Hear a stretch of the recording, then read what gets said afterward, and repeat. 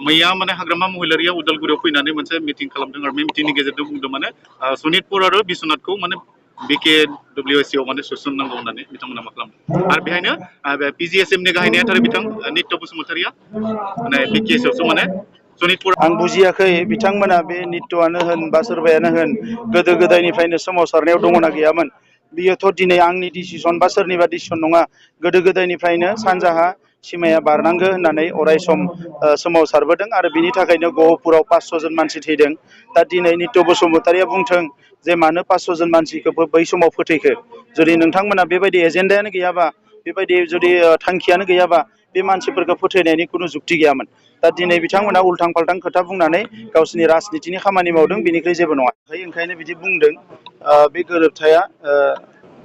माने बर'नि सोमावसारग्राफोरजों जादों दा नंखायनो बर'नि जिखिनि जेंना बेखौथ' सुस्रांखागोनानोखा बेखौ लानानै रावबो खर' सानांगौ गैया आरो बिथांमोना जिफोर खोथाफोरखौ बुंदों बेवहाय खुनु जुक्ति गैया खुनु कनस्टिटिउसनेल लिगेल नङा ओरैनो बिथांमोना आग्रां बारस' बायदिसिना खोथाफोरखौ बुंबाय थायो आरो सिटुवेसनखौ गाज्रि खालामनो नागिरो दा बिनि थाखायनो बिथांमोननि खोथाखौ लानानै जेबो खर' सानांगौ गैया बेनिफ्राय इन्डिपेन्डेन्ट दानायाव आंखौबो पात्ता होआखै सरकारा गावनि बायदि दादों दा बिखौ लानानै बिथांमोना सरकारखौ बुंथो आंथ' सरकार नामा आं पात्ता होनायजों बिथाङा मायबा लाब जागोन ना लस जागोन बिथांमोन बायदिनो आंबो सासे सुक्तिखारिल'सो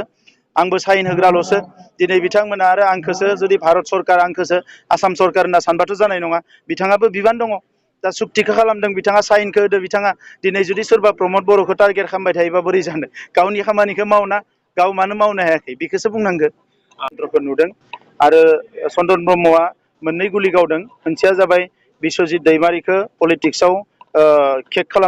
फोजोबनो नागिरदों बर' पलिटिक्सआव जायगा गैया खालामनानै बिथांखौ होखारनो नागिरदों खारन बिथाङा हाग्रामानि खाथियाव थाबाय थायोबा चन्दन ब्रह्मआ 1 नाम्बाराव फैनो हानाय नङा चन्दन ब्रह्मनि थांखिया जाबाय 1 नाम्बार जानाय ओंखायनो बिथाङा गरनै गुलि खेबसेयावनो गावदों हाग्रामा महिलारिनिफ्राय गासैखौबो होखारजोबनानै बिथाङा माने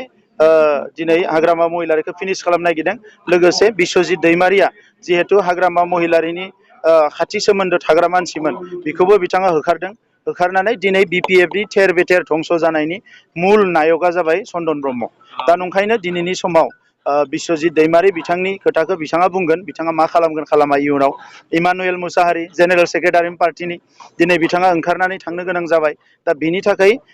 गासैबो षड़यन्त्रखौ चन्दन ब्रह्म बिथाङा खालामदों आरो बर' हारियाव खौसे लुबैयै सोरबा मानसि दङबा बेयो चन्दन ब्रह्म ओंखायनो NDBखौबो बिथाङानो गावस्रा होदों आरो दिनै बर' कसारि वेलफेयार काउन्सिलखौबो अट'नमास काउन्सिलखौबो जाहोयै मानसिया चन्दन ब्रह्मआनो दा बिथांमोननि नाटकजों बर' हारिया थांनो हाया जोंहा गोलाव लामा थाबायनांगौ दङ गेरेमसा हारि दानांगौनि एजेन्डा दङ बे गासैखौबो लानानै जों दावगालांगोन आरो बिथांमोननि नाटकआ दिनै जोबनायनि सम फैबाय।